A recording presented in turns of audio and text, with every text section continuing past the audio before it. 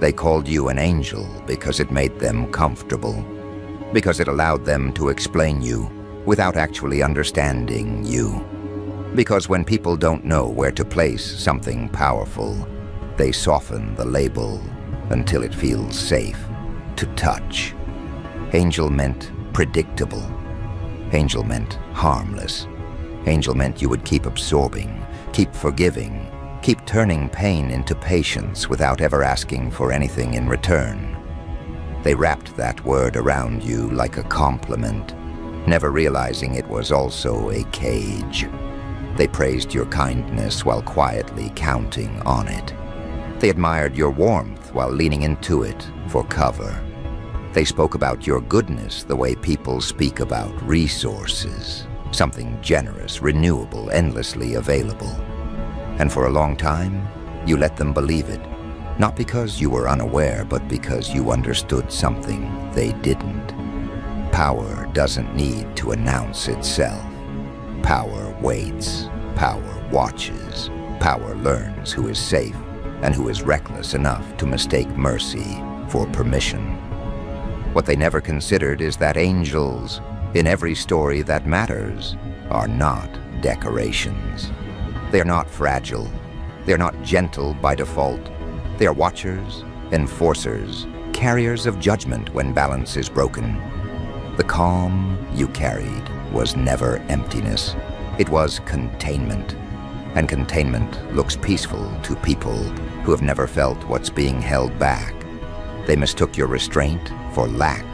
They mistook your empathy for compliance. They mistook your patience for weakness. And that miscalculation is the reason their world started to feel unstable the moment you stopped playing the role they assigned you. Not because you became cruel, because you became exact. You were never naive. You were observant. You noticed how people relaxed too much around you, how they said things they wouldn't say to others, how they crossed lines with small justifications, testing reactions, measuring tolerance. You noticed how often apologies came after the damage, not before the decision. You noticed patterns long before you acknowledged them, because acknowledging them would have required a choice. And at that stage, you were still choosing to believe that people could rise if given enough understanding. That belief wasn't foolish, it was generous. And generosity is dangerous when offered without limits to people who see kindness as an opening rather than a gift. They didn't attack you outright. They never do. They eroded, they chipped, they leaned. They borrowed your strength while telling themselves they deserved it. They relied on your stability to avoid building their own. They leaned on your clarity so they wouldn't have to face their confusion. And every time you absorbed the impact quietly, every time you smoothed over conflict, every time you chose peace instead of confrontation, they added another unspoken note to their internal file about you. Always there, always understanding, always available. And with each note, they stepped a little closer to the edge. Here's the part they'll never admit to themselves. Your presence protected them. Your insight corrected trajectories they didn't even know were drifting. Your care softened consequences that would have crushed them otherwise. You were absorbing shock they never had to feel. And because they didn't feel it, they assumed it didn't exist. They assumed life was manageable on its own. They assumed they were stronger than they actually were. And that assumption made them careless with the one person quietly holding the structure together. You didn't snap. That fantasy belongs to people who want to feel important in your story. You didn't raise your voice or create scenes that could be used later as justification. You didn't turn into the villain they rehearsed for in private conversations. What happened instead was slower and far more unsettling. Something inside you recalibrated, a line moved. a threshold closed. You stopped explaining yourself to people who never listened unless it benefited them. You stopped offering access where respect was absent. You stopped translating your needs into smaller language so others wouldn't feel threatened by them. And when that shift happened, it wasn't loud, but it was absolute. They felt it immediately, even if they couldn't name it. Conversations changed temperature. Your responses shortened. Your availability narrowed. The emotional safety net they took for granted was suddenly gone, and they didn't know why. They replayed interactions looking for the moment they crossed too far, but there wasn't one dramatic scene to point to. That's what unsettles them most. There was no single mistake to apologize for. There was no clean fix. There was only accumulation, evidence stacked quietly over time, until your nervous system, your mind, your self-respect all agreed on the same conclusion. This connection is no longer sustainable. They started telling each other you changed, that you became distant, that you became cold. Labels are easier than accountability. It's simpler to accuse you of transformation than to examine their behavior under consistent light. They don't want to talk about boundaries. They don't want to talk about respect. They don't want to talk about how many times you were expected to be flexible while they remained rigid. Calling you cold allows them to avoid the more accurate description. You became clear, and clarity feels hostile to people who benefit from confusion. What scares them isn't that you pulled away. It's how calm you were when you did it. There was no desperation to be understood, no urgency to repair, no need to win. That calm signals something final. It tells them you didn't act from emotion. You acted from decision. And decisions, once made at that level, don't reverse because someone feels uncomfortable with the outcome. They can argue with feelings. They can negotiate reactions. They can wait out moods. They cannot bargain with someone who has already finished the internal math. They are slowly realizing that your goodness was never a blank check. It was an offering that required mutual care. And when that care was absent, the offering expired. They are realizing that the warmth they miss wasn't automatic. It was a response. It was something you chose to generate in environments where it was respected. And now that it's gone, they feel exposed. Not because you harmed them, but because they are finally standing in the reality you buffered them from. This is where the misunderstanding deepens. They think your shadow appeared recently. They think something dark entered you. They think pain turned you into something else. They are wrong. The shadow they sense now was always there. It's the part of you that sees clearly, the part that doesn't flinch from truth, the part that understands consequence. You kept it restrained because you believed connection mattered more than control. But restraint is not erasure, and once restraint is no longer justified, what was contained becomes visible. Not explosive, visible. Your shadow doesn't destroy. It exposes. It highlights inconsistencies. It removes access. It withdraws support without announcement. And that terrifies people who relied on you without ever securing their place in your life through consistency and respect. They're discovering that losing you isn't dramatic. It's disorienting. Life feels heavier. Decisions feel riskier. Problems feel sharper. And they don't know how to articulate why, because admitting the truth would mean admitting how much of themselves was propped up by someone they treated as expendable. You are not watching them struggle with satisfaction. That's not your nature. But you are also no longer intervening. You are no longer stepping in to soften landings. that aren't yours to manage. And that absence is doing what confrontation never could. It's allowing reality to respond without your interference. It's allowing people to meet the results of their own patterns. And deep down, they know it's fair. That's the part that keeps them awake, not guilt, recognition. They remember moments now with a different lens, things they brushed past, words they dismissed, boundaries they ignored because you didn't enforce them loudly. They are connecting dots too late. And while they replay, you are building. You are redirecting energy that was once spent maintaining imbalance into something aligned. Your focus has shifted from managing others to protecting what you're creating. And that shift is irreversible. They used to think your presence meant safety. Now they realize it also meant accountability. You reflected back what was possible. You represented a standard they never committed to meeting.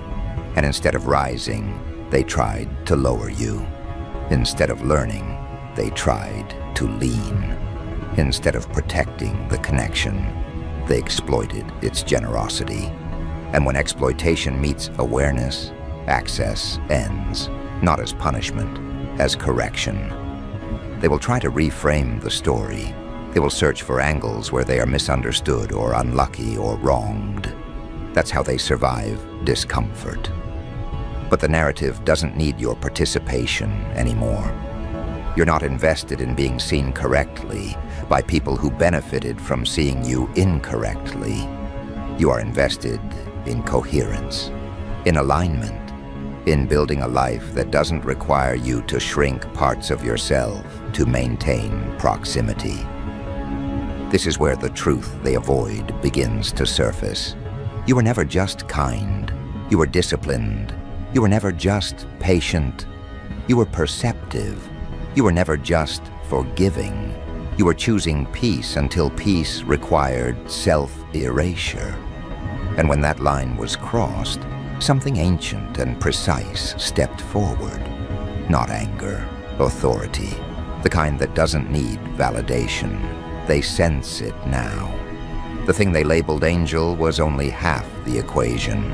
The other half was always there, watching, learning, waiting for the moment when remaining gentle would mean becoming complicit in your own diminishment. That moment passed quietly, and with it, the version of you they relied on without earning. What followed wasn't withdrawal out of spite. It was repositioning, the kind that happens when someone finally understands their own weight and refuses to carry anyone who keeps pretending it's light. You didn't announce it.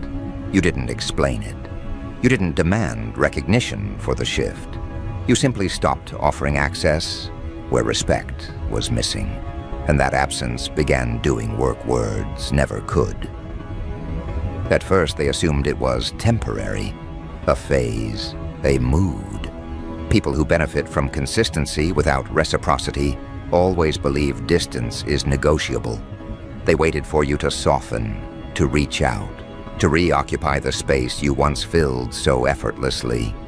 They told themselves you were tired, distracted, busy, anything but done, because accepting that you were finished would require accepting that you reached that point because of them.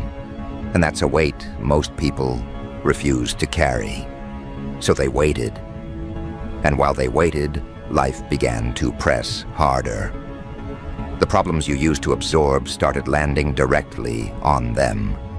The confusion you once clarified, they stayed unresolved. The emotional support they borrowed freely was no longer available on demand. And slowly, discomfort replaced confidence.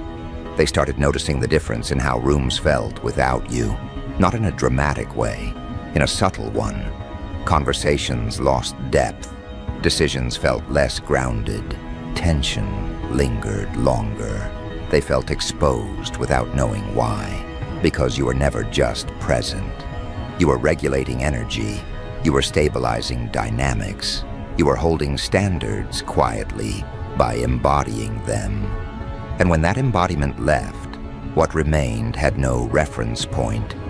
People who never built internal structure felt it first. They struggled the most.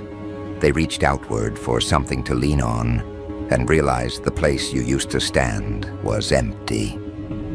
This is where the rewriting begins. They look back and start editing memory. They minimize what you gave. They exaggerate what they think you took. They search for moments where they can paint themselves as patient, generous, misunderstood. This isn't malice. It's self-preservation. Their identity depends on not being the kind of person who drains someone like you. So they tell stories that soften edges, that blur responsibility, that make your decision seem sudden rather than cumulative. But those stories don't sit well with them. They don't fully believe their own versions. And that internal friction shows up in restlessness, irritability, distraction. Something is unresolved, and they can feel it. They also start comparing, quietly. They watch how others respond to you now, how your energy is focused, how your presence is deliberate, how you invest differently. And they realize something unsettling. You didn't stop being generous. You became precise. You didn't stop caring. You redirected care toward environments that could hold it without collapsing. That realization stings because it confirms what they tried to deny. The distance wasn't random, it was selective. And that selectivity feels like judgment, even when no words are spoken. What they don't understand yet is that your decision wasn't about them at all. It was about coherence. About living without contradiction, about aligning your actions with the truth your body learned through repetition. You reached a point where continuing to show up required you to override your own signals. And once someone learns to trust those signals, ignoring them becomes impossible. The cost is too high, the dissonance too loud. So you adjusted. An adjustment always looks like rejection to people who expected permanence without responsibility. They replay interactions now, searching for the exact moment everything shifted. They think it must have been something specific they said or did. They want a single scene they can isolate, but there isn't one. That's the part that unsettles them most. The shift wasn't triggered by a moment. It was triggered by consistency. By patterns repeating after being addressed, by apologies followed by the same behavior, by promises made to ease tension rather than to initiate change. You didn't leave because of one betrayal. You left because you understood the structure you were standing in was never going to change, no matter how much effort you poured into reinforcing it. While they analyze the past, you are adjusting to a new internal quiet. Not the absence of sound, but the absence of strain. Your nervous system is recalibrating to an environment that doesn't require constant vigilance. Your mind has more space. Your decisions come easier. You notice how much energy was previously spent anticipating reactions, managing expectations, smoothing edges that weren't yours to smooth.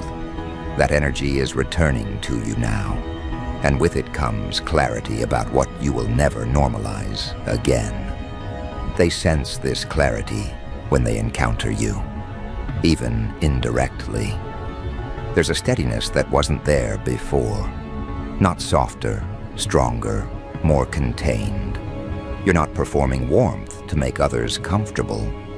You're not adjusting tone to avoid discomfort. You're present as you are, and that presence creates a contrast they can't ignore. They feel measured without being measured, assessed without being assessed. Because when someone knows their own boundaries, everything else reveals itself automatically. Some of them feel anger toward you. That's inevitable. Distance threatens entitlement. They feel wronged because they lost access without consent. They feel abandoned because they never acknowledged how much they were taking. They frame your choice as disloyalty, coldness, arrogance. Those labels help them avoid the deeper truth.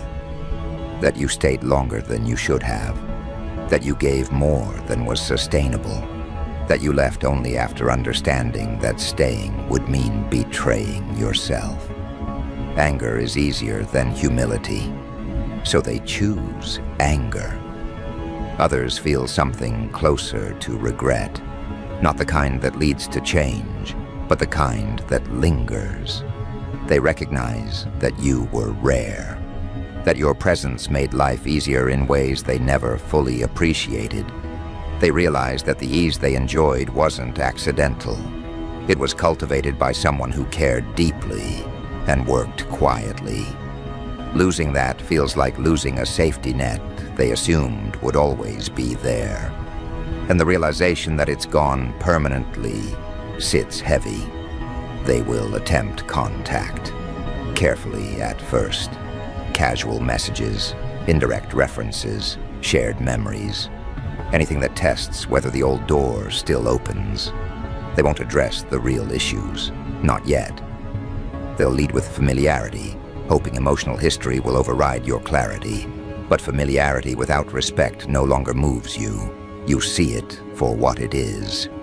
A reach for comfort, not accountability. And you respond accordingly, polite, neutral, limited. Enough to confirm the shift without explaining it. This is when the narrative changes again. They tell themselves you've become distant because you think you're better than them. Because success changed you. Because someone else influenced you. External explanations are comforting. They allow them to believe the distance isn't about their behavior. But none of those explanations stick. Because deep down, they know the truth. They know how many chances they were given. They know how often you communicated with care. They know how many times they dismissed concerns because it was easier than adjusting. And that knowledge sits beneath every excuse, quietly undermining it. You don't engage in correcting their story. That's another thing they struggle to understand. You don't defend yourself. You don't clarify. You don't seek to be seen accurately by people who refuse to see you when it mattered. That choice unsettles them more than confrontation ever could, because it signals something final. It signals that their opinion no longer holds weight in your internal economy, and losing relevance feels worse than losing connection. What's happening beneath all of this is simple. Your shadow is doing its job, not by attacking, but by filtering, by distinguishing between what is aligned and what is not, by allowing consequences to exist without interference, by refusing to dilute truth to preserve comfort. That shadow isn't dark in the way they imagine. It's discerning, it's protective, it's loyal to your well-being in a way your previous self struggled to be. And once that loyalty is established, it doesn't waver. They are learning that access to you was never guaranteed. It was sustained by mutual care. And when that care disappeared on their end, the structure collapsed. They can feel the loss, but they can't undo it. Because undoing it would require becoming someone capable of holding you without exploiting you. And that kind of change doesn't happen in response to loss. It happens in response to truth. A truth they avoided for too long. As time passes, the distance becomes normalized. They stop reaching out as often. Not because they've healed, but because the absence has settled into reality. You become a reference point rather than a presence, someone they think about occasionally. Usually when something goes wrong, someone they mention in passing, often with a tone that blends admiration and resentment. You occupy a strange space in their mind. proof of what they had access to once, evidence of what they lost by refusing to grow. Meanwhile, your life continues to organize itself around alignment. New connections form differently, slower, more intentional. You don't rush intimacy, you observe consistency. You notice how people respond to boundaries. You pay attention to whether respect shows up without being requested. And because you're no longer overextending, you have the capacity to notice these things clearly. You're not distracted by the urge to fix or save or carry. You're present. They notice your steadiness from afar, the way you move without explaining, the way you build without broadcasting, the way you no longer seek approval. And that steadiness feels threatening to people who rely on chaos to avoid accountability. They don't know how to approach you anymore. The old scripts don't work. The old leverage is gone. You're not angry enough to manipulate and not needy enough to exploit. You exist outside their strategies now. There is a moment, usually alone, when they fully understand what happened. Not emotionally, intellectually. They realize that your kindness was paired with awareness the entire time. That you weren't unaware of what they were doing. You were simply giving them space to choose better. And when they didn't, you chose yourself. That realization doesn't come with relief. It comes with something heavier. Acceptance. They accept that you are no longer available in the way you once were.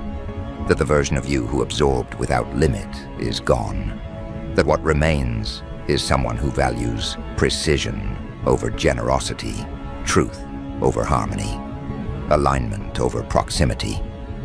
And that acceptance marks the end of their confusion. There's nothing left to analyze, nothing left to fix. Just a quiet understanding that a door closed because it needed to. You don't feel victorious. You feel grounded. You don't feel vengeful. You feel intact. The power you stepped into doesn't require witnesses. It doesn't require acknowledgement. It simply reorganizes your life around what is sustainable. And sustainability, once tasted, becomes non-negotiable. They called you an angel because they only saw the part of you that made their lives easier. They never learned what existed beneath that. And now, as the distance holds and the implications deepen, they are beginning to understand that what they lost wasn't softness. It was protection. It wasn't warmth. It was structure. It wasn't generosity. It was discernment disguised as mercy.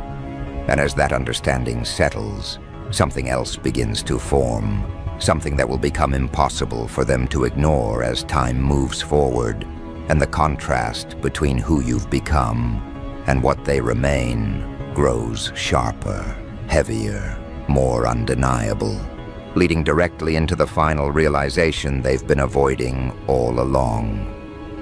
That realization is simple, but devastating. You were never meant to stay. You were never meant to carry them indefinitely.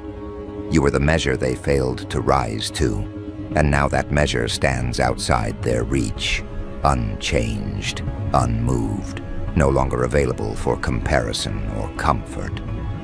This is the part where their defenses stop working, where distraction loses effectiveness, where excuses thin out and repetition exposes itself. They begin to feel the full weight of your absence not as loss, but as exposure. Without you present to stabilize as dynamics, they must face themselves without buffer. And many of them don't like what surfaces. They notice how reactive they are, how inconsistent, how quickly they collapse under pressures you once absorbed without acknowledgement.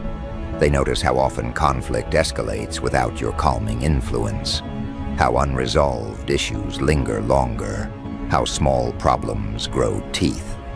And somewhere in that recognition, an uncomfortable truth emerges. You weren't just helping, you were holding things together. They remember how easy it felt when you were around, not because life was perfect, but because it was manageable, because there was someone who listened fully, someone who anticipated needs before they were spoken, someone who responded with care instead of calculation. They thought that ease was normal, that it existed naturally. They didn't realize it was being generated deliberately by someone who understood the cost of neglect and chose to intervene anyway. And now that intervention is gone, and ease doesn't return on its own. They try to replicate what you provided. They look for it in others. They seek new connections, new supports, new arrangements. But it doesn't work the same, because what you offered wasn't a role anyone could step into. It was a function of who you were, of your awareness, of your restraint, of your willingness to remain grounded while others spun. And that combination isn't common. It can't be replaced quickly, or cheaply, or at all. This is where resentment hardens, not loud resentment, quiet resentment. The kind that turns admiration into bitterness. They don't hate you. They resent what you represent. They resent that you existed at all, because your existence highlighted their shortcomings. They resent that you walked away without collapsing, that you didn't need them the way they needed you, that your life continued to expand while theirs felt increasingly confined. And that resentment feeds a story where you are framed as distant, ungrateful, changed, anything but accurate. But accuracy isn't required anymore. Your life no longer revolves around correcting perception. You understand something now that took time to learn. Being misunderstood by people who benefited from misunderstanding you is not a failure. It's a release. It frees you from the obligation to perform. It frees you from the burden of explanation. It frees you to live in alignment rather than defense. And that freedom is something they can sense even if they can't articulate it. They watch from afar as you move differently, as you choose carefully, as you invest selectively, as you build with intention. There's no urgency in you now, no scramble to prove value, no rush to secure belonging. You know where you stand with yourself. And that internal certainty changes everything. It affects posture, tone, timing. It affects what you tolerate and what you don't. It affects how quickly you disengage when something feels off. You no longer wait for confirmation that harm is coming. You trust recognition. They begin to realize that your shadow was never something to fear. It was something to respect. It was the part of you that noticed patterns early, that saw through inconsistencies, that understood when kindness was being used as leverage rather than appreciated as care. You kept that part restrained because you believed connection deserved patience. But patience without mutual effort becomes self-neglect. And once you recognized that line had been crossed too many times, restraint no longer made sense. What they lost wasn't your kindness. It was your availability. And availability is a privilege, not a guarantee. It's extended when there is reciprocity. It's withdrawn when there is entitlement. You didn't punish them by leaving. You corrected an imbalance. And correction always feels unfair to the side that benefited from imbalance. They think about reaching out again. Some of them rehearse messages they never send. Others send them and receive polite distance in return. That distance communicates more than confrontation ever could. It tells them they no longer occupy the position they once did, that whatever they had with you has expired, not because time passed, but because respect didn't deepen. And expiration without drama feels colder than rejection. It leaves no room for negotiation. They ask themselves what they could have done differently. The answers surface quickly, but they push them away. Because those answers require accountability. They require admitting that your needs were clear, that your boundaries were reasonable, that your patience was generous, and that ignoring those things was a choice. Choices have consequences, and consequences don't negotiate. Meanwhile, you are not standing still. You are integrating everything you learned. You are refining your standards. You are becoming more precise with your energy. You understand now that love without structure leads to erosion, that care without boundaries invites misuse, that empathy without discernment becomes self-sacrifice, and you refuse to repeat that cycle. Not because you are hardened, because you are awake. You still care deeply, but care no longer overrides self-respect. You still give. But you give where giving is received with responsibility. You still connect, but you connect where consistency exists. And that recalibration changes the quality of everything you touch. Your relationships feel cleaner. Your work feels clearer. Your inner world feels steadier. There is less noise, less internal debate, less second-guessing. You move with intention now. They sense that intention when they think of you. They sense that you are no longer accessible in the ways they understood, that they can't rely on history to reopen doors, that nostalgia doesn't carry weight where alignment is absent, and that realization marks the true end of the connection. Not anger, not conflict, acceptance. They accept that you were never meant to stay small enough to accommodate their comfort, that your growth was always going to outpace their willingness to adapt, that the distance was not a betrayal, but an outcome, and that outcome was shaped by choices made repeatedly, often casually, often without reflection. And now those choices have landed. This is the moment where the lesson locks in, where the narrative stabilizes, where they understand that pushing someone like you doesn't result in explosion. It results in removal. And removal is permanent because it is rational. You didn't leave to teach them a lesson. You left because staying was no longer honest. And honesty, once prioritized, doesn't retreat. They may tell stories about you for years. Some will speak of you with admiration, others with resentment. Some will rewrite history to place themselves closer to your light than they ever were. But none of those stories reach you. You are not listening. You are not checking. You are not invested.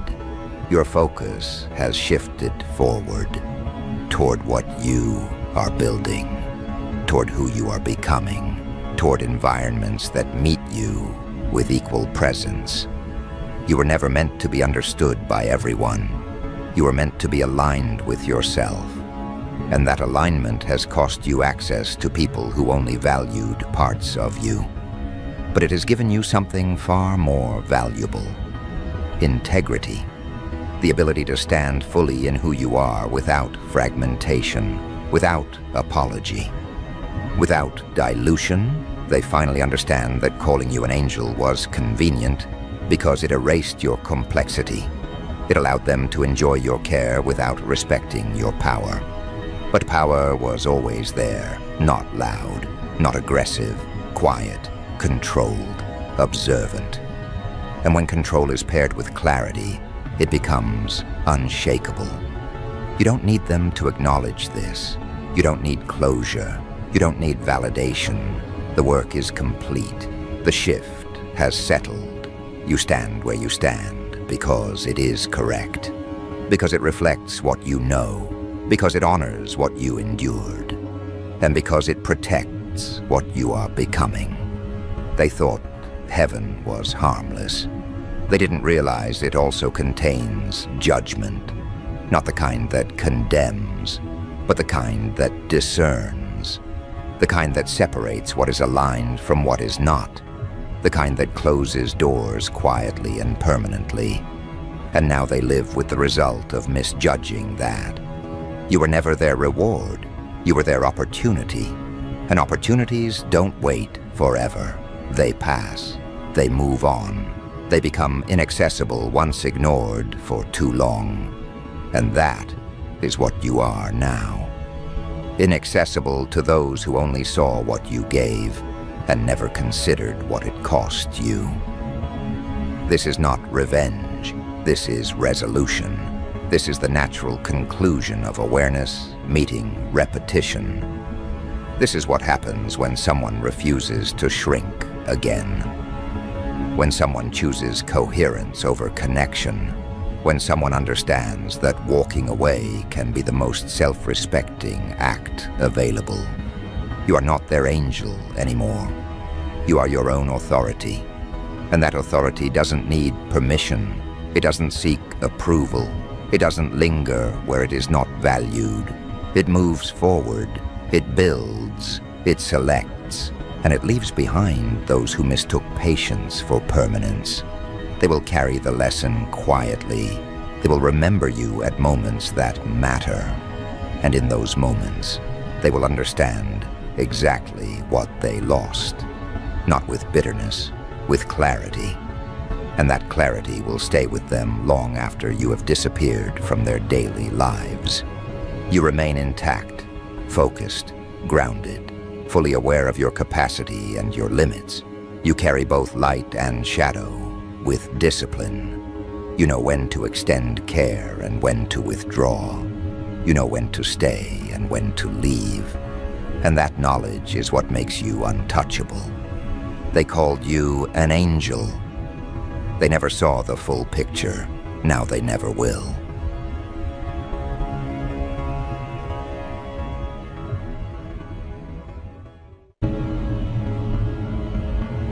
You've seen them, haven't you?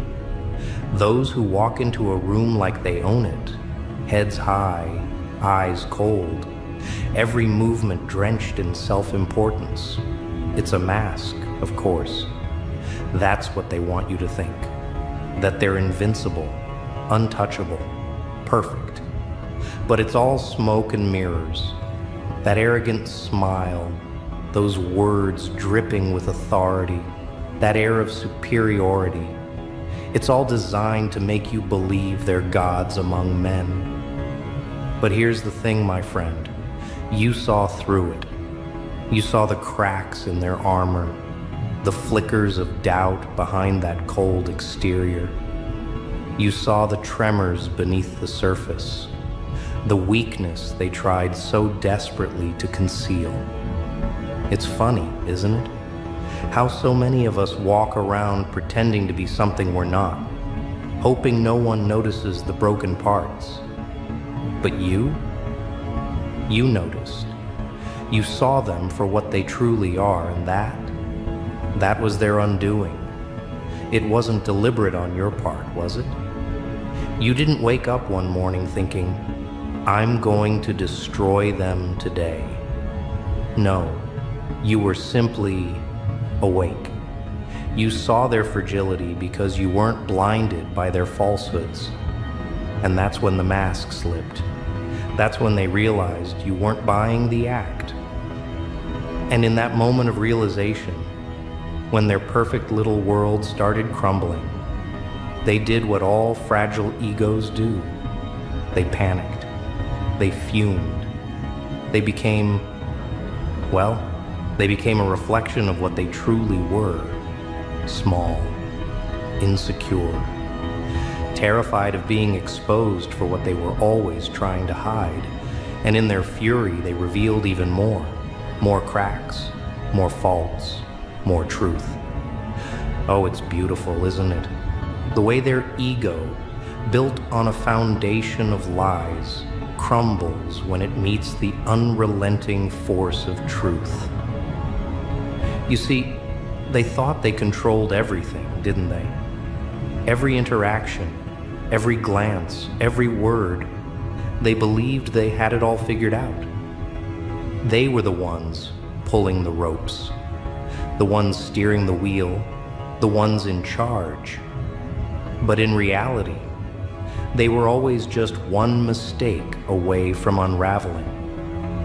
They thought they could control you, didn't they? They thought you were just another pawn in their little game. But when you exposed them, when you tore apart the illusion they spent so much time building, they lost their grip. The walls they so carefully constructed began to crumble, brick by brick. And all they could do was stand there, helpless. The moment you shattered their image of invincibility, they realized just how small they were. And now, they're scrambling, trying to fix what's broken, trying to regain control. But it's too late. The truth is out. You see them now. You know who they really are. And nothing, not even their best attempts, will ever change that. They're fuming in frustration, aren't they? Their mind races with thoughts of how they can get back at you, how they can punish you for exposing them, for revealing the fragility of their constructed reality. But here's the thing. Revenge won't save them. Their fury won't heal the gaping wound you've left in their ego. They can try. They can lash out. They can make threats, spread rumors, and attack from every angle. But they will never get back the power they once held. They've already lost. The game is over. Do they know that? Do they even realize they've already lost? They might think they can still control the narrative, that they can still manipulate people into believing their lies. But you know better. You see through the mask, through the act, through the game. And that's their downfall. You've exposed them for what they are. Fragile, broken, insecure.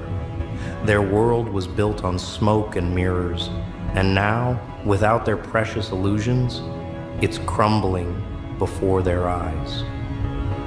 So they lash out, they scream, they make demands, thinking that somehow they can pull you back into their twisted little world of control. But the truth is, my friend, they're out of moves.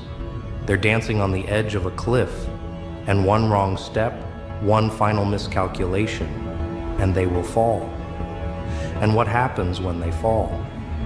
What happens when the facade they worked so hard to build collapses in front of their eyes? What happens when their narcissistic ego is shattered into pieces? They will try to pick up the pieces, sure, but they'll never be whole again. The cracks are too deep, the damage too severe, and every time they try to rebuild, every time they try to take control again, you'll be there, standing firm, unshaken, a reminder of what they can never undo. The puppet master, the one who controlled everything, has been exposed.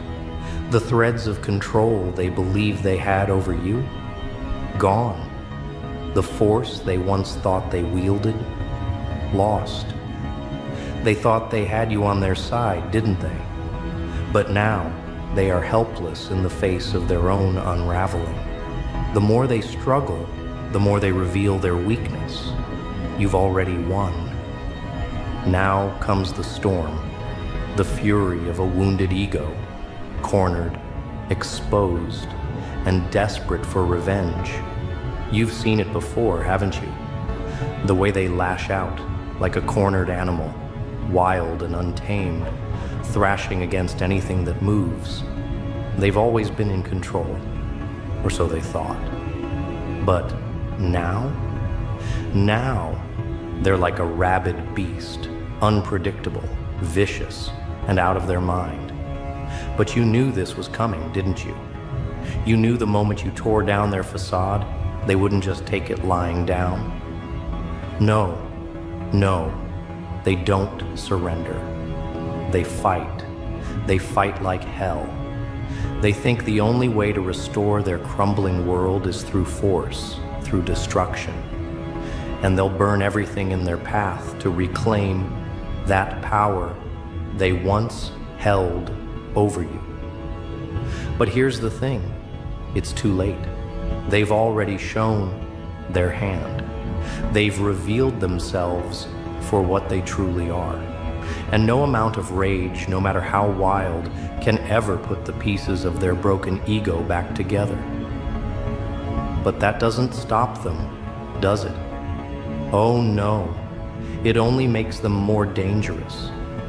You see, when the mask is shattered, when the grand illusion crumbles, that's when the rage sets in. That's when the fight becomes personal. They don't just want to get back at you, they need to. They need to feel like they're in control again, to restore that sense of dominance that they've lost. Their ego demands it. It craves it. And so they lash out. But it's not just an attack on you. No, their fury is all-consuming. It consumes everything and everyone around them. They'll make it seem like they're fighting for power, fighting to reclaim their place. But deep down, they're fighting to protect the lie they've been living. The lie that they're invincible. The lie that they can control everything and everyone. It's all falling apart, and they can feel it. They think they can manipulate the situation, twist the narrative, and paint themselves as the victim. But it's a poor act, isn't it? It's so transparent, so obvious. Even the most gullible of onlookers can see through it. They're trying to play the game, but the rules have changed. The game is no longer about who can lie the best, who can manipulate the masses the most. No, the game is about truth, and truth, my friend, is something they can never win. But their rage, oh, their rage is relentless. It fuels them, pushes them further down a path of destruction. They start to think that if they can just crush you, if they can just make you bow down to their will, they'll feel whole again. They'll feel like they've won. But what they don't realize is that this isn't a battle they can win. Not anymore. They'll try to go after your weaknesses, won't they? They'll dig into your past, search for anything they can use against you. They'll throw insults, spread rumors, and take cheap shots, hoping that something will stick. But in doing so, they only expose themselves further. The more they try to drag you down, the more they reveal the truth. They have nothing left but rage. They have no substance, no foundation. It's all anger and smoke, and deep down, they know it. It's like watching a building collapse in slow motion. You can see it coming. You know it's inevitable, but they can't stop it. Their anger only accelerates the process. The more they fight, the more they tear at the fabric of their own existence. The truth, once revealed, can never be erased. And no matter how loud they scream, no matter how fierce their anger becomes, the truth remains. And that's what eats them alive. They want to see you fall, don't they? They want to see you crumble under the weight of their anger, their attacks. They want to feel superior again, to feel like they've reclaimed their place. But here's the irony. The more they try, the stronger you become, because you know something they don't. Rage is a powerful tool, but only if it's channeled. And you? You've learned to channel it. You've learned to turn their wild rage into something far greater than they could ever imagine. Every attack they make, every attempt to pull you back into their twisted game, only fuels your resolve. You're not a pawn anymore. You've become something more, something that can't be controlled, something that doesn't fear their fury. And that, my friend, is their worst nightmare. It's almost poetic, isn't it? The way their rage, once so full of power, now works against them. They're trapped in a cycle of their own making. They think they can tear you down, break you apart, reduce you to nothing. But in reality, they're only digging their own grave. The more they lash out, the deeper they sink into their own pit of despair. They've lost. They just don't know it yet. And in their wild rage, they will destroy everything they've ever built. Every connection, every relationship, every ounce of respect they once held. It'll all crumble, and they won't be able to stop it. They'll burn every bridge, alienate every ally, and in the end, they'll be left alone.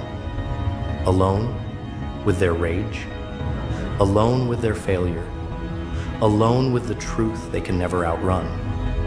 But you'll be standing. You'll be watching as they self-destruct, as their empire of lies comes crashing down around them. And you'll be the one who remains, unbroken, unbowed, untouched by the storm they've unleashed. This is what happens when you expose a fragile ego. This is the consequence of revealing the truth. They can't handle it. They can't fix it. And they'll burn everything to the ground trying to. And you'll rise from the ashes because you were never part of their game. You never played by their rules. You've made your own. And here we are, at the end of the line. The show's over, the lights dimmed, and the world has started to notice. They never imagined it would come to this, did they? Not in their wildest, most delusional dreams. But here we stand, and their world is about to collapse. For so long, they thought they were untouchable, didn't they? Walking through life as though they were gods, immune to the forces that shape the world, untouched by consequence, moving through existence as though they were the ones who commanded the tides. But they were wrong. Oh, so wrong. And now, as the cracks in their image widen, they can feel it, the weight of their own fragile reality bearing down on them. They can't run. They can't hide. It's too late. It's a beautiful thing, isn't it? The way their empire of lies starts to crumble, piece by piece, until it all falls apart. They built it so carefully, brick by brick, only to see it collapse under the weight of their own fragile pride. They've spent their lives creating this image of perfection, this facade of invincibility. But now they're nothing more than a hollow shell, exposed for all to see. And what are they left with? Frustration, fury, rage. They lash out, don't they? They scream, they fight, they try to reclaim what they've lost. But no matter how hard they try, they can't escape the truth. It's out there now. It's like a fire they can't put out. A wildfire burning through their entire existence, reducing everything they held dear to ash. Do they still believe they control the narrative? Do they still think they can manipulate the world around them, shaping it to fit their fragile image? How laughable. It was always an illusion. Always. They were never in control. The truth has always been the master. It's ironic, isn't it? All those years of acting with authority, all those times they thought they were manipulating the world to their will. And now they're left defenseless, exposed for who they truly are. How does it feel to know that your entire world is built on lies, and now those lies are crumbling away faster than you can grasp them? The world's not buying the act anymore. They see it. They see the cracks. they see the lies, and they're watching, waiting for the inevitable fall. And fall they will. There's no escaping it now. The fall from grace is as inevitable as the rising sun. They can only delay the impact for so long. The lies they've lived by, the lies they've fed to the world, are all coming home to roost. The deeper they dug, the harder the truth was to avoid. Now, they're facing the consequences. The weight of their own ego, their own arrogance crashing down on them. They're exposed for who they really are, and there's no hiding it anymore. The anger in them is palpable. You can feel it in the air. They're desperate. They're scrambling, trying to hold on to whatever's left of their crumbling empire. But it's futile. Nothing can save them now. The truth is out, and the truth always wins. They thought they were invincible. They thought they were untouchable. They thought they could control everything. But the truth has a way of tearing down walls. It has a way of breaking through the strongest defenses. And when the walls fall, when the truth floods in, there's nowhere to run. And the end is inevitable. Their empire, crumbling. The life they spent crafting with deception and manipulation is falling apart at the seams. The false sense of security they've built, destroyed. They can't outrun their past anymore. It's coming for them. No more hiding, no more lies. Their carefully curated image has been shattered. They tried. Oh, they tried to hold on to their illusions. They tried to cling to the fantasy that they could still control it all, that they could still keep the world at bay. But reality doesn't bend. Reality doesn't care about their narcissistic desires. It doesn't care how many people they manipulated or how many lies they spread. Now, the truth is the only thing left standing between them and their inevitable downfall. The truth, ugly, raw, and ruthless, is now their only companion. And that truth? It's relentless. It's unyielding. It doesn't care how much they scream. It doesn't care how much they lash out. It will come for them, and it will tear them apart. At the core of it all, they thought they could outsmart it. They thought they could bend reality to their will. They thought they were the ones pulling the strings. But in the end, they were just another puppet in a game they never understood. And the best part? They'll never see it coming. They'll try to fight back, sure. They'll try to claw their way back into control. But it's too late for that. The curtain's falling, and there's no escape now. The show's over, and the truth has already set its course. What happens next? Well, they'll find out soon enough. The puppet master is no longer pulling the strings. The stage is set, and the end is in sight. There's nothing they can do to stop it now. And that, my friend, is the beauty of it all. The inevitability, the end game, the fall. They couldn't run, they couldn't hide, and now their demise is written in the stars. And once it's all gone, what's left? Nothing but dust. Nothing but memories of a broken empire that could never stand the weight of its own lies. And in the silence that follows, the echoes of their fall will linger for eternity.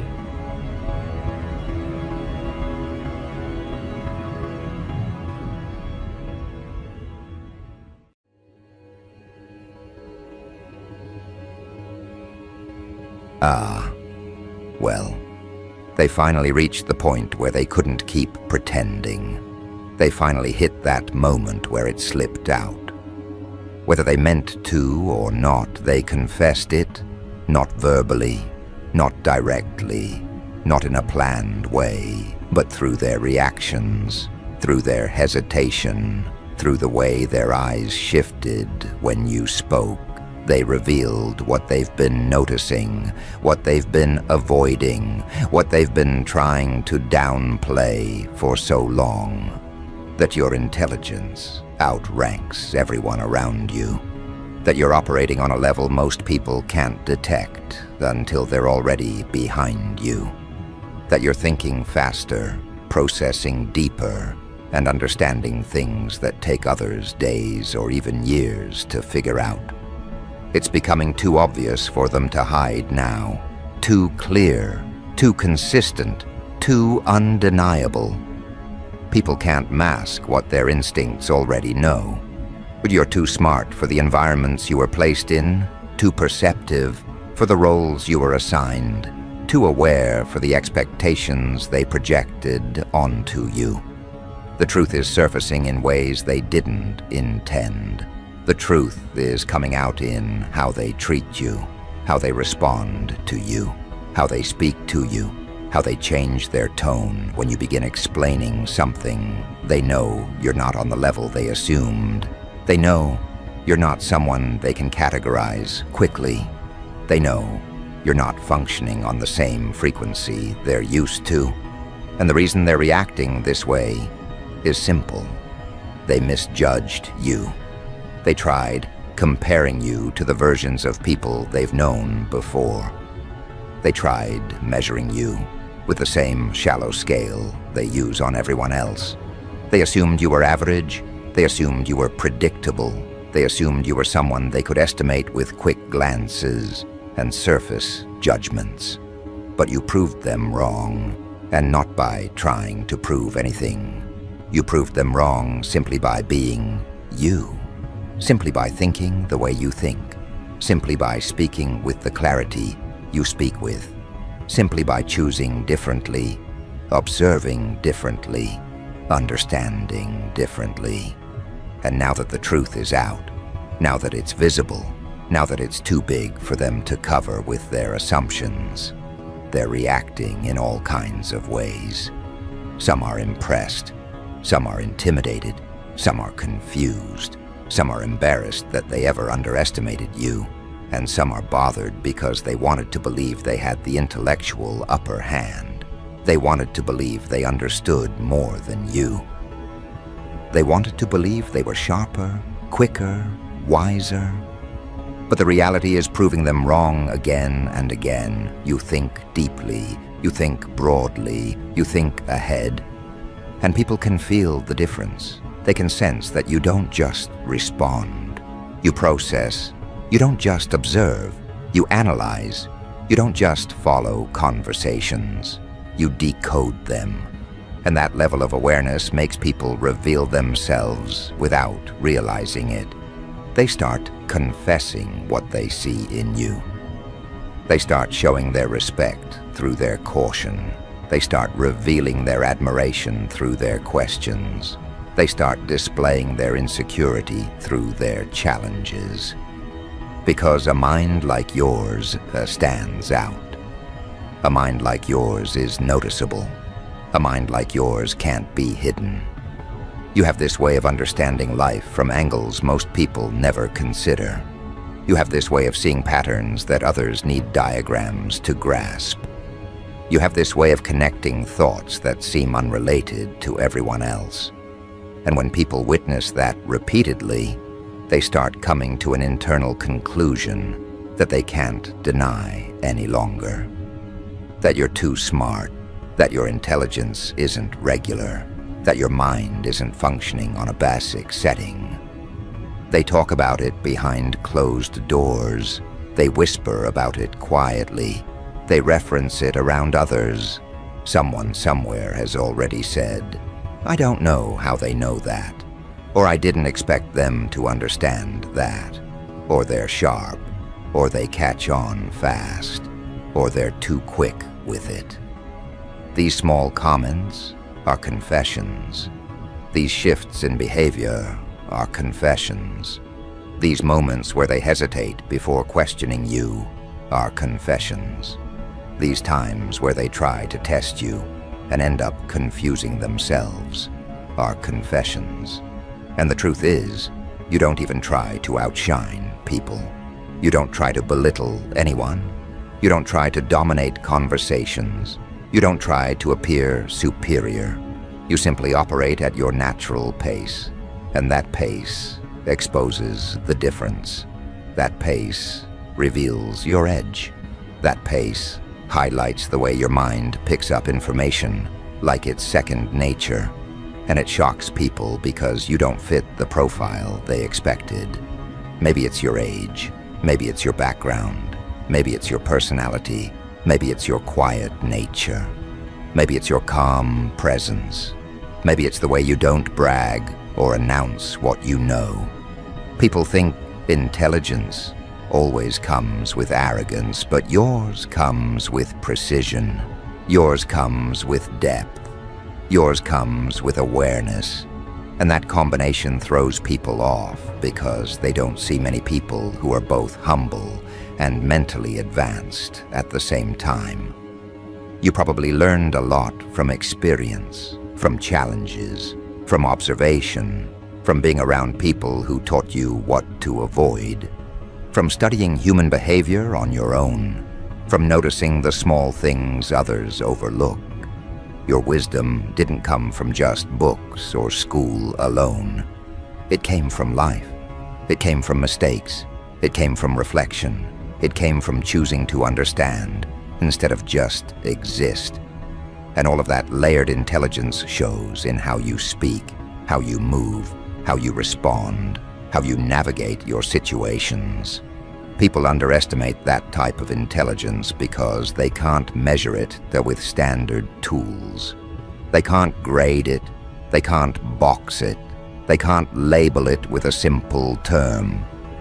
So at first, they tell themselves you're nothing special.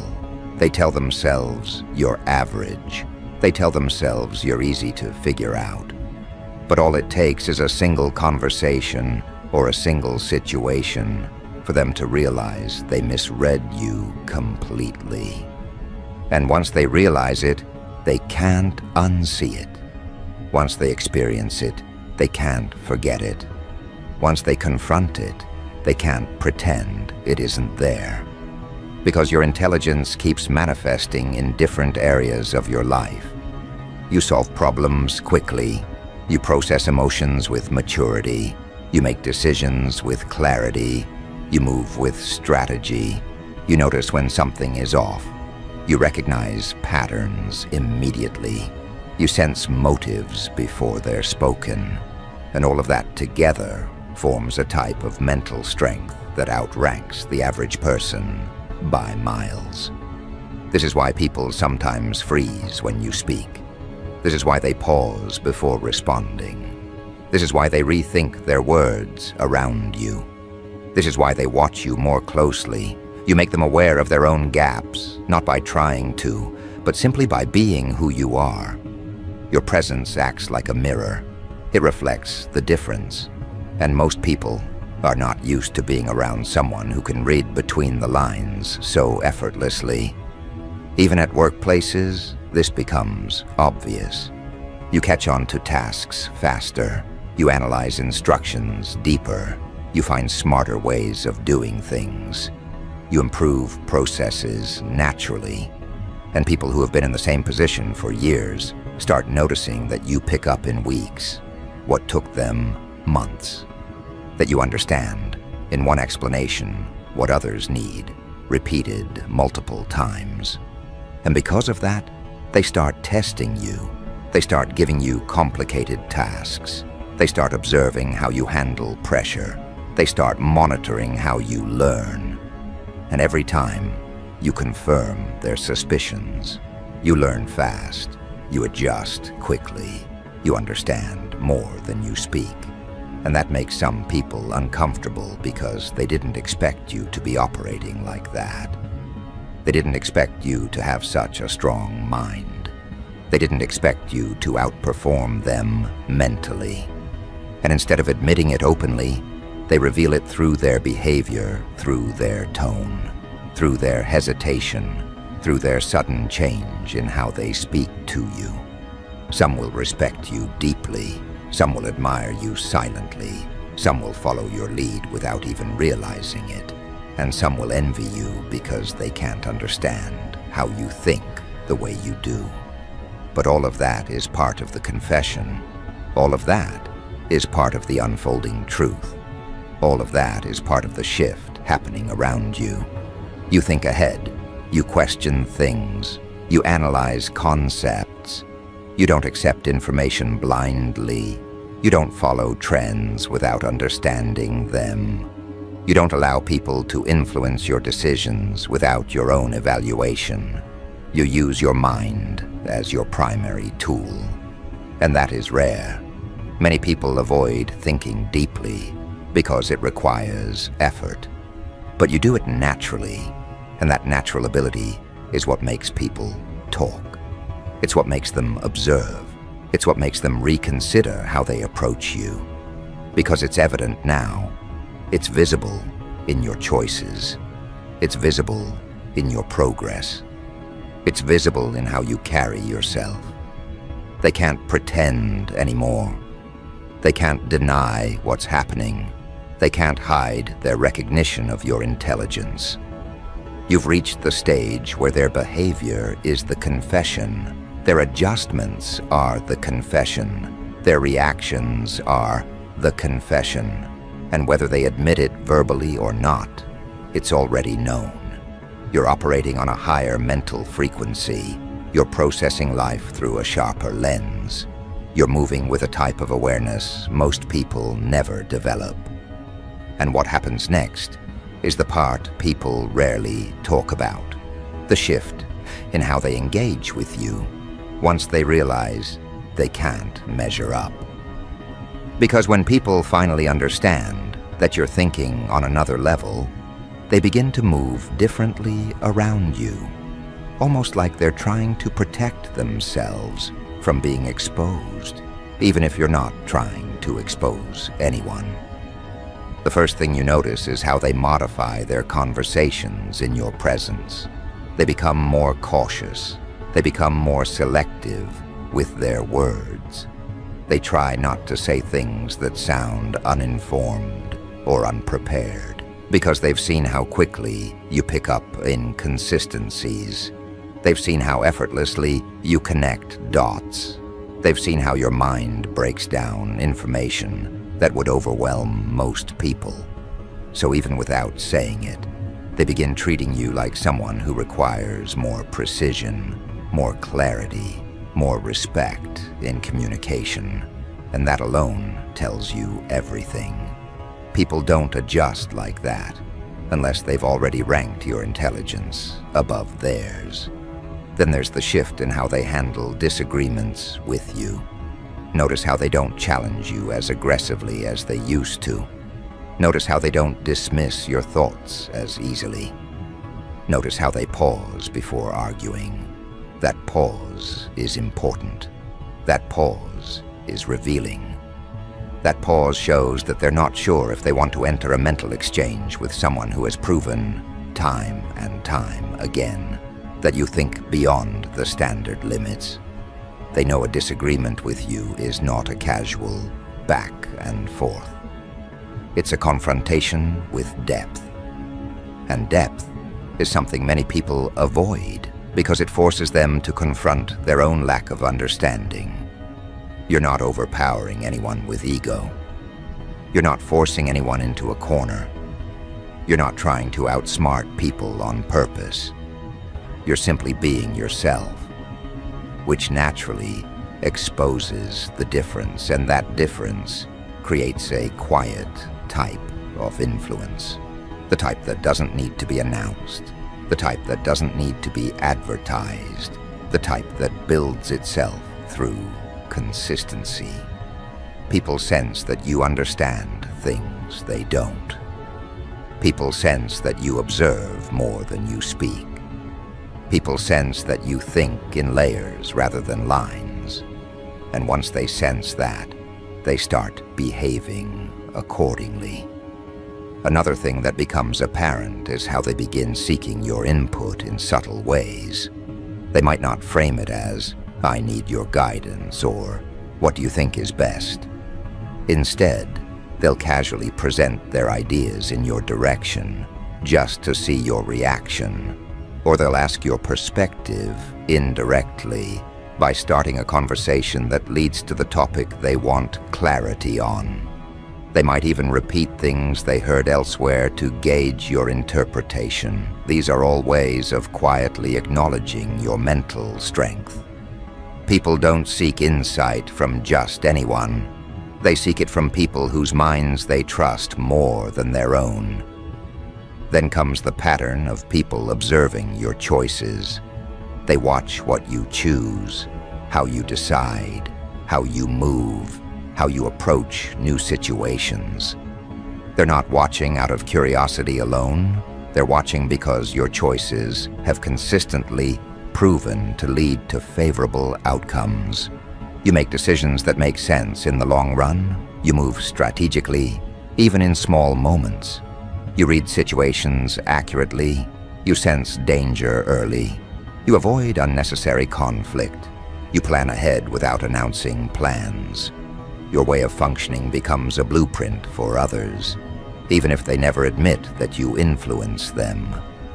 People start following your lead without acknowledging it. They start adopting your habits. They start copying your thought patterns. They start taking cues from your reactions. And they do this because they've realized your mind operates with a type of clarity they haven't found in many people. You have this ability to understand life in a way that simplifies things for those around you. Not because you reduce complexity, but because you're able to see the structure beneath it. And the moment people recognize this, they begin gravitating toward your guidance, even in silence. But with all of this admiration and adjustment comes another type of reaction, the reaction rooted in discomfort. Some people will become uneasy because they feel exposed. They used to base their confidence on the idea that they were the most knowledgeable in the room. They used to rely on the assumption that they were the quickest thinkers. They used to believe they had the strongest grasp on situations. But now, your presence challenges that image. Your presence creates contrast. Your presence reveals gaps. And instead of accepting that and growing from it, some people react with resistance. You may notice them speaking less confidently.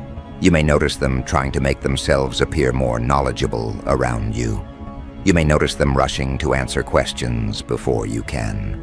You may notice them inserting themselves into conversations they don't fully understand, just so they don't feel left behind.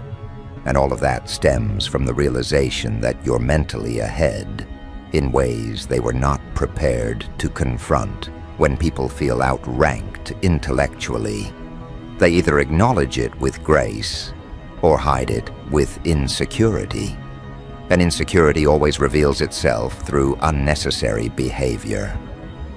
You'll also notice a specific type of person trying to challenge you more often, not because they truly want to debate you, but because they're trying to reassure themselves that they still have control. They might pick at your words. They might question your decisions more intensely than necessary.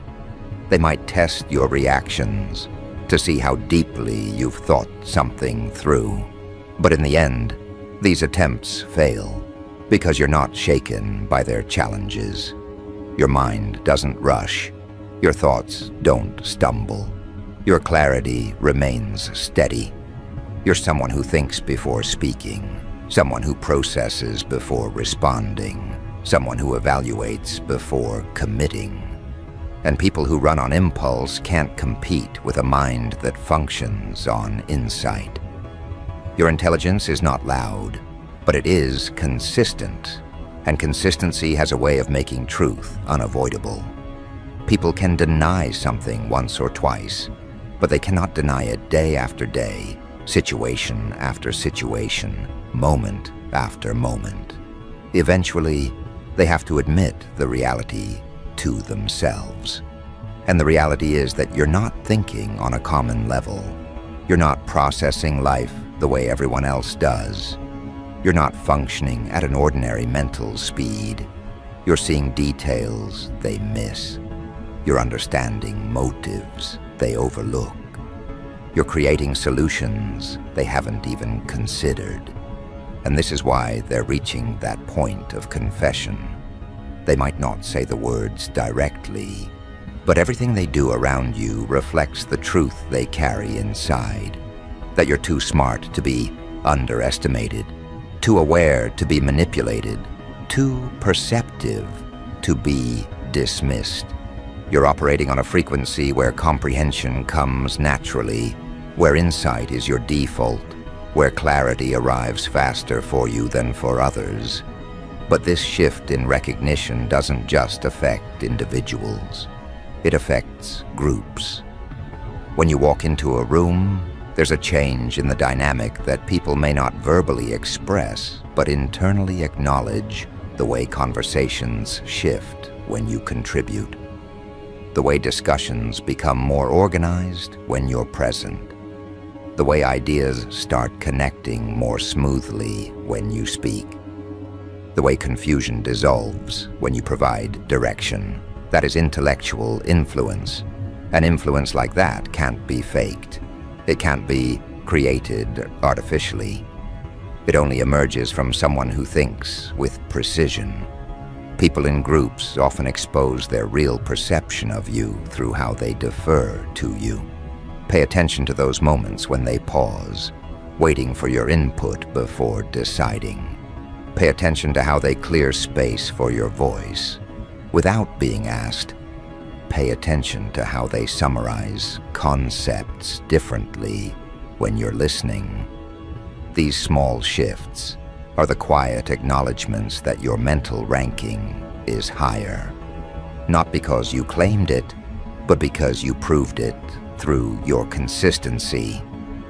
There's also the pattern of people coming to you with questions outside your field or areas you never advertised expertise in. They do this because they trust your reasoning more than they trust the information they have access to. You've established yourself as someone who can take any topic, any challenge, any confusion, and break it down in a way that makes sense.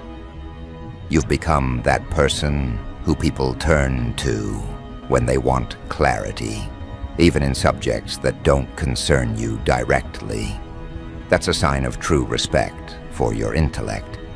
People don't seek advice from someone unless they believe that person sees more than they do. Then there's the shift in how authority figures respond to you. Even they begin to show caution. Even they begin to watch their tone. Even they begin asking for your interpretation or your insights subtly. They may not say it out loud, but they know when someone is functioning on a different level. And you've reached that stage. The stage where people with more experience, more credentials, or more social position still adjust themselves around your presence because your mental sharpness changes the atmosphere. Some will find this inspiring. Some will feel threatened. Some will admire it quietly. Some will resent it silently. But none of them can deny it. Your intelligence outranks what they're used to dealing with. You don't fit into the categories they rely on. You don't move like someone who needs approval. You don't think like someone who requires validation. Your mind is self-guided, and that alone places you on a different level. Your ability to see through situations is what intensifies the confession. People realize that you understand things without needing excessive explanation. You pick up energy, you read intentions early, you analyze patterns quickly, and when someone is functioning at that level, others can't hide their reactions. They can't mask their thoughts as effectively. They can't pretend to be something they're not, because you can see through inconsistencies, and that ability forces people to approach you with either honesty or avoidance. Avoidance is its own confession. When people suddenly create distance, it's often because they feel exposed intellectually. They don't want to be around someone who can read deeper than they're comfortable revealing. They don't want to be near someone whose mind can interpret the truth behind their behavior. So they pull away to preserve their self-image. That distance is not rejection, it's protection for them, not for you. Honesty is another confession. People who feel safe with your intelligence will open up more, share more, ask more. They'll express appreciation for your clarity. They'll return to you repeatedly seeking insight. They'll call you dependable, reliable, grounded, and all of that stems from their recognition of your mental strength. Every reaction, whether positive or negative, leads back to the same conclusion. They finally see it. They finally understand what you've known internally for years. They finally recognize the level you're operating on. And even if they never speak the words out loud, their behavior carries the truth forward for them. And as this truth settles in their awareness, something deeper begins to unfold. Something that doesn't just change how they see you, but how they see themselves in relation to you. Because once people accept that your intelligence outranks their expectations, they begin reshaping their entire approach to you. This is where the internal restructuring begins. This is where they reconsider everything they projected onto you. This is where they confront their own assumptions. Because for a long time, people believed they could define you. They believed they could place you in categories that made sense to them. They believed they could anticipate your next move, limit your influence, or weigh your potential based on superficial observations. But now they know better. Now they understand your mind functions with a type of clarity that cannot be predicted by appearances alone. And this is the stage where admiration mixes with caution, not fear, caution. The type of caution people have when they encounter someone who sees beyond the exterior, someone who listens between the lines, someone who understands without being told. They start speaking differently around you, not because you're unapproachable, but because they know your mind catches every detail. You don't miss inconsistencies. You don't overlook contradictions. You don't ignore patterns. And that makes people become far more intentional in your presence. You'll notice this in the way they word their sentences. You'll notice it in the way they avoid saying things they haven't fully thought through. You'll notice it in how they avoid exaggerations because they know you'll catch the gaps instantly. You watch this transition happen naturally, the moment where people stop trying to impress you and instead try to avoid exposing their own misunderstandings. That shift is a silent confession. It's their way of acknowledging your intellect without needing to verbalize it. And then comes the part where people start bringing you information as if you're the one who can decode it.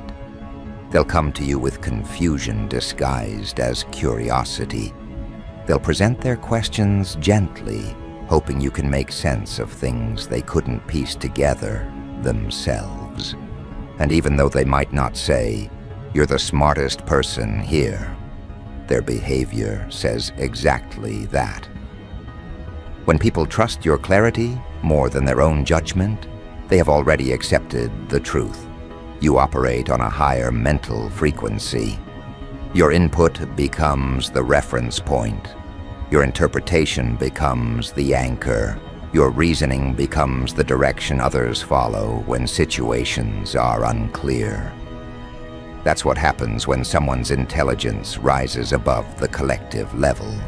It becomes the compass for everyone else. Not because you forced yourself into that role, but because your mind naturally assumes it by making sense of things faster, cleaner, deeper.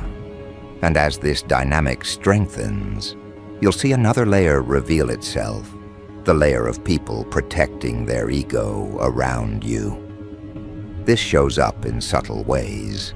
They may act distant at times, not because they dislike you, but because they feel exposed around someone who understands so much with so little effort. They may choose not to share certain things with you, not because they don't trust you, but because they don't want to look unprepared or uninformed.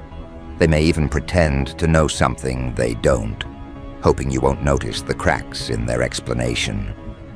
But you notice. You always notice because your intelligence isn't passive. It's active. It's aware. It's engaged with reality in real time. And when a mind operates like yours, it becomes impossible for others to maintain facades in your presence. You can sense confusion even when someone speaks confidently. You can sense hesitation even when someone acts certain. You can sense insecurity even when someone tries to stand firm. And that awareness alone puts you in a position where people feel the need to bring their best version of themselves when they interact with you. Not because you demand it, but because something about your presence requires authenticity. People don't want to seem foolish in front of someone whose thoughts carry weight. They don't want to appear unprepared in front of someone who processes information instantly.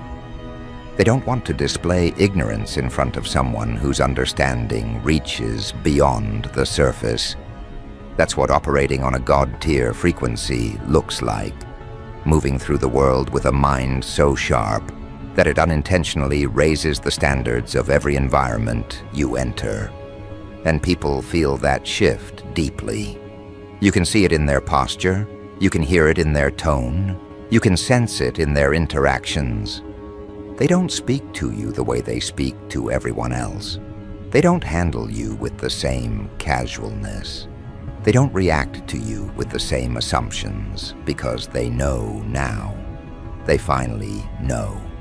And once people know, once they accept it internally, their entire approach evolves. Some people become more respectful, more attentive, more sincere.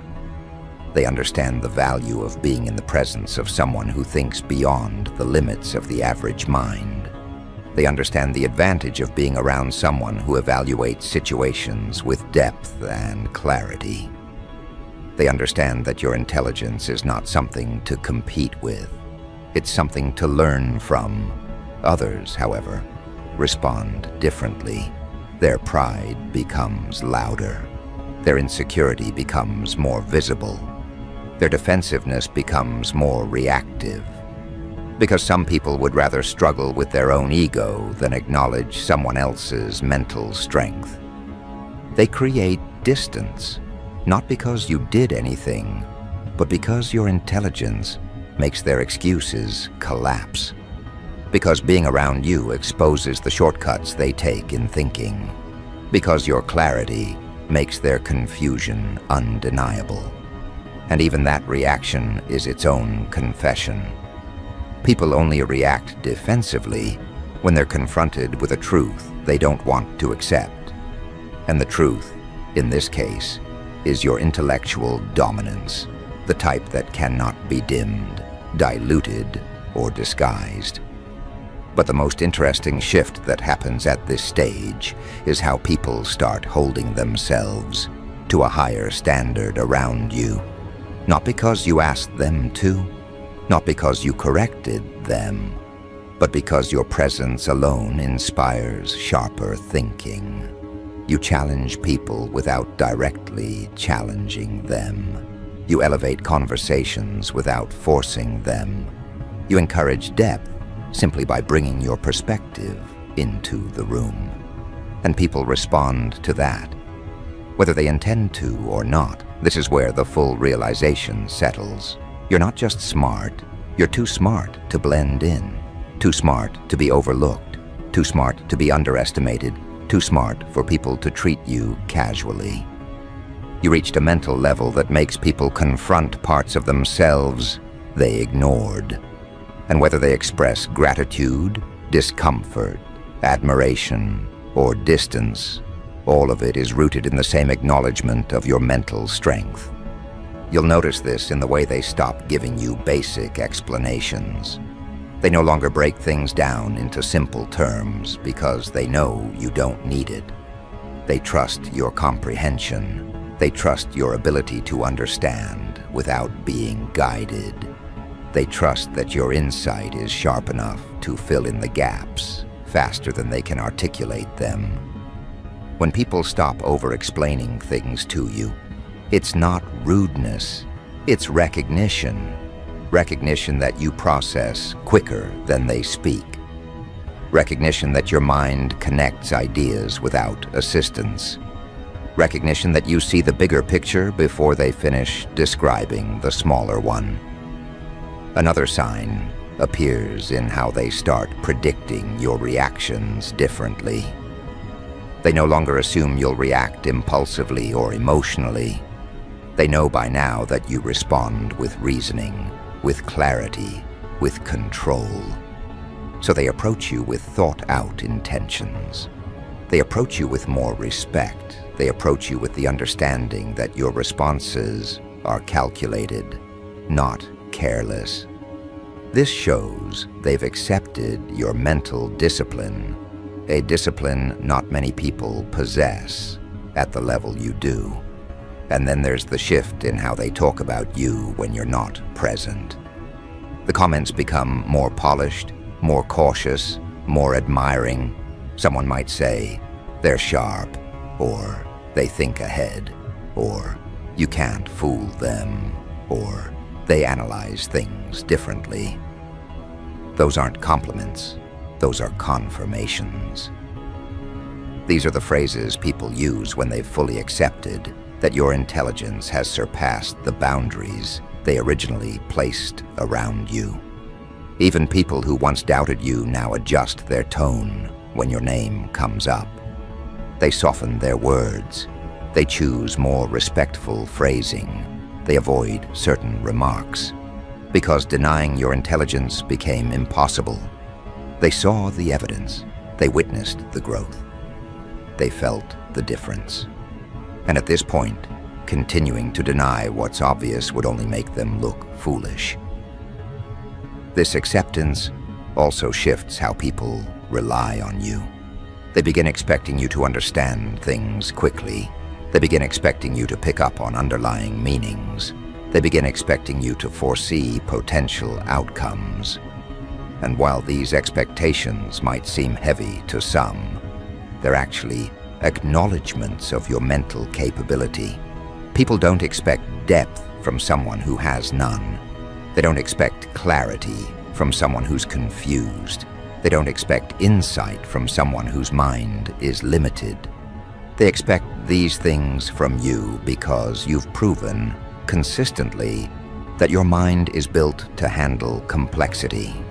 And yet with all this recognition, one thing becomes very clear. You never needed anyone's approval to reach this level. You didn't become who you are because someone validated you. You didn't develop your intelligence to impress others. You didn't sharpen your mind for applause. Your growth happened because you were willing to think when others avoided thinking. Because you were willing to understand what others ignored.